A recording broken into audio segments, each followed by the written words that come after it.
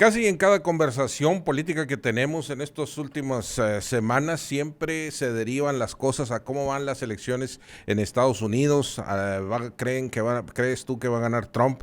Y para eso, para hablar de la elección de nuestros vecinos del norte, trajimos aquí al estudio, invitamos y estamos muy contentos de que haya podido venir Gabriela de la Paz, que es Gaby para todos, es editorialista y sobre todo es profesora del Instituto Tecnológico de Estudios Superiores. Bienvenida. Muchas Y gracias. también le damos la bienvenida a nuestro colaborador Gilberto Miranda.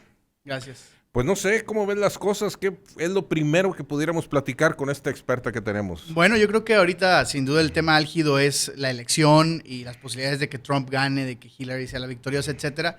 Pero quizá valdría la pena hacer una primera reflexión de cómo llegamos hasta aquí. O sea, desde la óptica de Gaby como especialista, pues que preguntarte qué factores desde tu punto de vista posibilitaron un fenómeno como Trump que nadie se lo hubiera imaginado hace 2 o 3 años. O sea, desde tu punto de vista, ¿cómo se da el fenómeno de Donald Trump?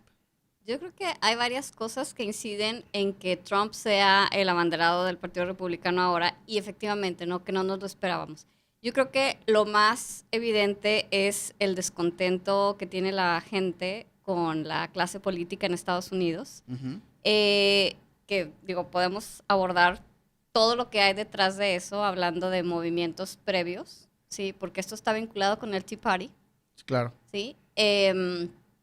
También el hecho de que mucha gente, digamos que se quedó fuera de toda la que fueron llamémoslas las promesas de la globalización, la gente que se quedó fuera de ese esquema, que eso también implica pues un cambio enorme en la economía y que ellos pues en cierto modo también esto a mí me hace ver que hoy en día tenemos cómo están cambiando, digamos, las placas tectónicas de los partidos, ¿no? Uh-huh. Y cómo hay un grupo de gente que si bien estaba del lado del Partido Demócrata, se está saliendo y se está cambiando al Partido Republicano.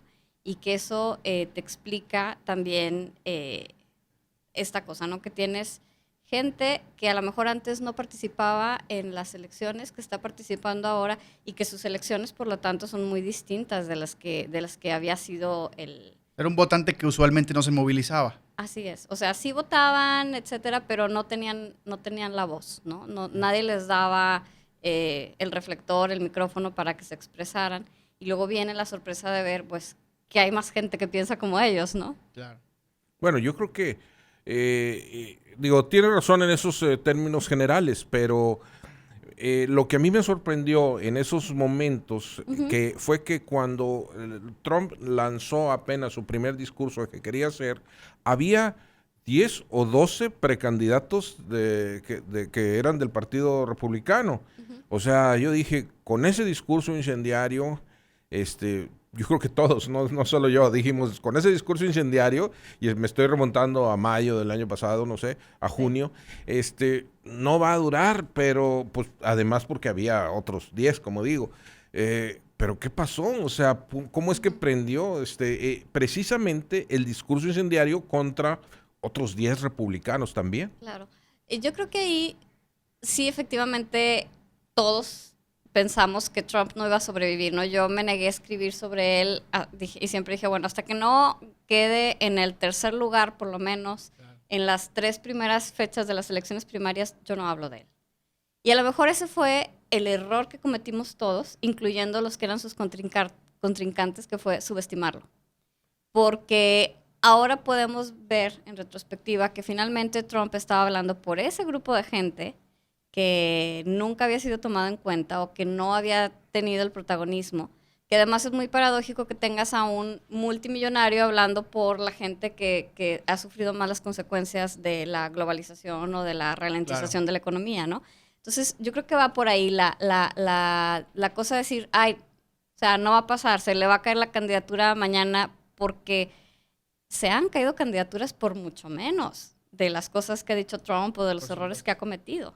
¿Sí? Entonces esperábamos que funcionara eso y no funcionó porque yo creo que los medios de comunicación no hicieron su papel, ¿sí? Que es de ser críticos, que es el de someter al que va en primer lugar al escrutinio y pasarlo por un rasero. Porque para ellos era una delicia diaria. Claro. No dejaba de dar notas, Trump. Exactamente, No deja de dar notas. porque no deja de dar notas, con lo cual pues los medios tienen más clics, ¿no? Más entradas, que es con lo que estamos A midiendo ver, ahora todo en eso eso. que dices, Gaby, sobre los medios, yo creo que ningún otro candidato que yo recuerde ha sido tomado tan a broma por todo el mundo.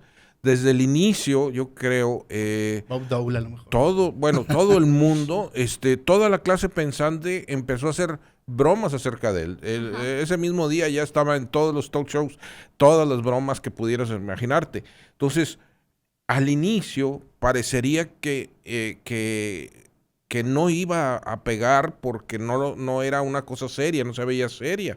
Pero ¿de dónde entonces agarró la seriedad? No, es que eso es la parte, digo, yo no creo todavía que sea un candidato serio, ¿no? Pero es bien interesante cómo, o sea, desde el principio era una candidatura inusual en el sentido de que no empiezas una candidatura ofendiendo a una parte del electorado que es la que cada 4 años te está aportando cerca de 1.200.000 nuevos electores, nuevos votantes. Dices, oye, ese es un mercado que no quieres perder.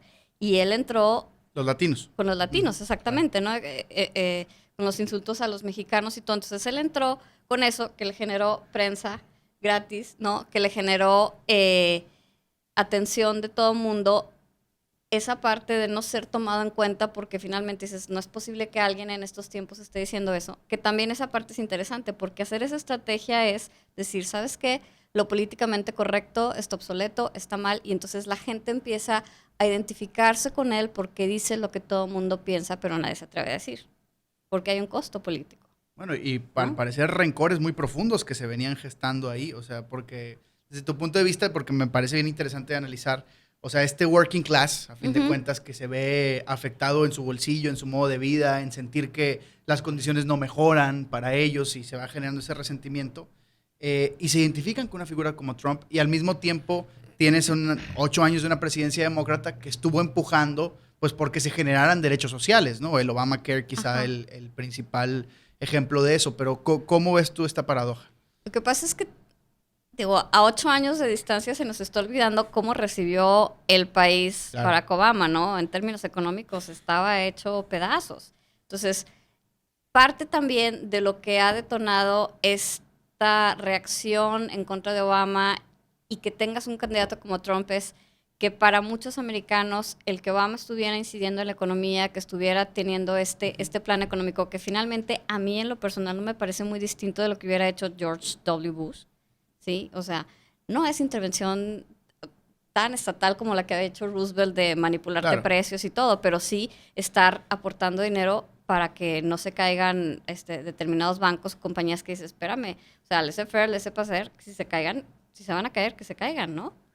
Y entonces eso para mucha gente fue muy ofensivo. Y entonces empezó a haber una especie de rencor, ¿no? Hacia el gobierno de, oye, ¿cómo que estás ayudando a los bancos que tienen un montón de dinero y a mí me estás dejando tirado en la calle cuando tengo que pagar una hipoteca y si no la pago me corren de la casa, etcétera, etcétera, ¿no? O sea, yo creo que eso generó también mucho del descontento que hay hoy en día y que también me lleva a mí también a explicar por qué mucha gente tiene tanto odio o tanto rencor hacia el presidente Obama. Oye, Gaby, sí lo entiendo perfectamente porque pues precisamente Obama entró pues teniendo que salvar a bancos y salvando a las grandes armadoras justo de en la carros crisis del de 2008. Estados Unidos, justo en la crisis de 2008.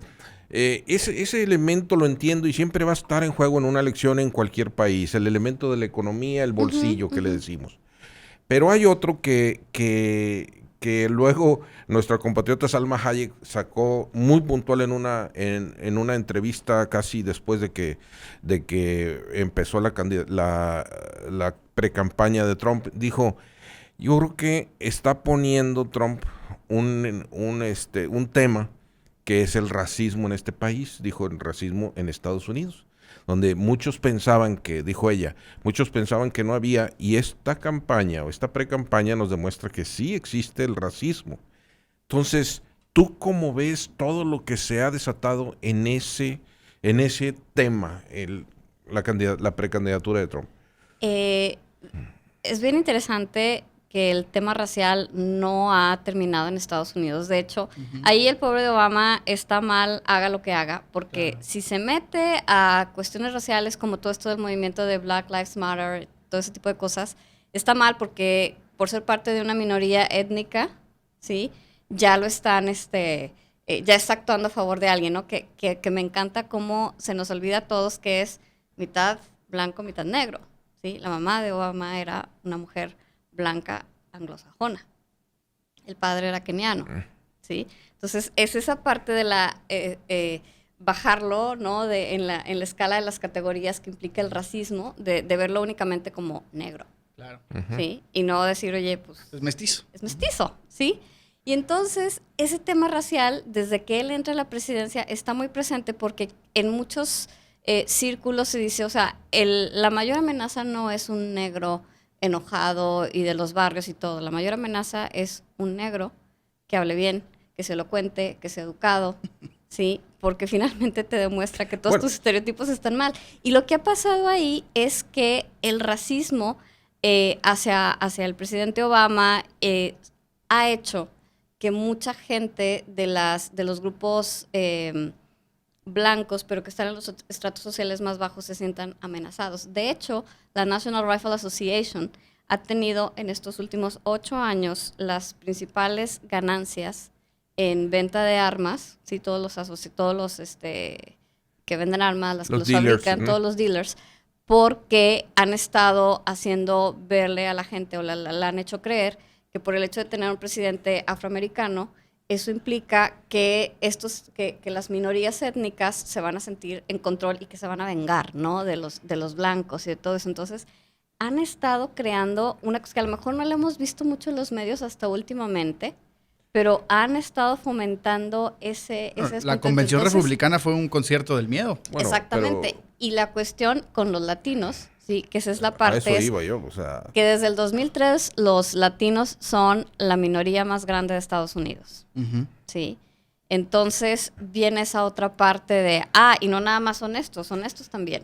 Sí, porque es que es muy interesante tu análisis sobre los afroamericanos, sobre lo que significa el presidente Barack Obama. Pero yo digo, oye, lo agarraron contra los latinos, ¿me explico? Yo creo que todo el discurso y el debate que ha habido, Gilberto, es como un racismo muy agresivo contra todos los latinos e hispanos, ¿verdad? No, y yo agregaría que, justo como decía Gaby, o sea, me gustó que dijiste, el tema no termina, pues porque cuando lo vemos en una perspectiva histórica, pues no tiene ni un siglo que vivimos todo el tema de los derechos civiles y todo lo que significó. Y aún ahora, o sea, los últimos 2 o 3 años con movimientos como el Black Lives Matter, etcétera, la violencia policíaca primordialmente hacia gente afroamericana, o sea, sigue siendo un tema fuerte. Es un tema muy fuerte porque, mira, la otra cosa que yo pienso con todo esto es, sí, los latinos son la minoría más grande, pero no están tan bien organizados para nada como los afroamericanos. La historia de las organizaciones políticas de los dos grupos es totalmente diferente y tiene mucho que ver, el hecho de que cuando estás hablando de afroamericanos, estás hablando de ciudadanos. Nadie niega que sean ciudadanos, pero si estás hablando de latinos, sobre cualquier latino en Estados Unidos pesa la duda de si realmente nació ahí, si su familia llegó a Estados Unidos de la ilegalidad, legal o ilegal, ¿sí? Y entonces también, yo no sé si sea que exportemos nuestra cultura política latinoamericana de que tampoco te interesa meterte tanto a la política, ¿no? Y yo creo que la gente allá no ha entendido que, por Dios, están en un país donde precisamente de lo que se trata es de que te organices para que todas tus demandas se puedan hacer realidad. Es un gigante dormido. Sí. El segmento entonces yo creo que cuando lo vayan a entender, por ahí va. Y la otra es que la historia del racismo en Estados Unidos se escribe en blanco y negro, literal. Claro. Pero nos falta meter los otros colores, ¿sí? Nos falta meter todas las injusticias que ha habido hacia los latinos, ignorar sus contribuciones. Nos falta entender también todas las cosas que han pasado con los asiáticos y no nos olvidemos de los indígenas. Por supuesto. Sí, claro. Entonces, pero cuando hablas de racismo, inmediatamente nos vamos a blanco contra negro. Y es mucho más. Pero por lo que dices, hay ese miedo de la América blanca, que a fin de cuentas, por décadas, o si no es que siglos, fue el establishment, que siente que hoy está en verdadero riesgo de perder el control. Así es. Pues muy interesante este análisis de cómo se viene dando la guerra electoral en Estados Unidos, pero obviamente que apenas está empezando lo bueno, ya ahora sí con el candidato ya republicano, pero esto lo vamos a ver en nuestra siguiente cápsula aquí en Casada Política.